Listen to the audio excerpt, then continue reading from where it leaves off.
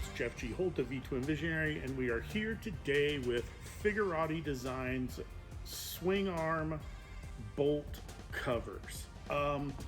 If you've seen on your pivot shaft, on your baggers, they usually either have rusted out covers, the older bikes, and the new ones have these crappy plastic ones. Figaratti Designs did such a cool job on these. They're stainless steel. You can get them in black. You can get them with all sorts of designs on them, or you can get them plain stainless or plain black for you low-key guys. And they have a patent pending design where there is a ball and spring in there. So you just snap it on, and it also has a protective O-ring. They are super easy to put on. We're going to show you just how easy right now.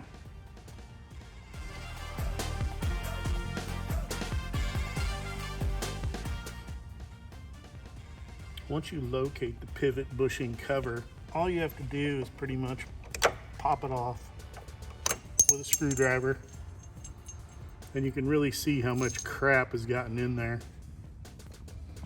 You can also see all the rust on this and corrosion, and there's a lot inside here as well.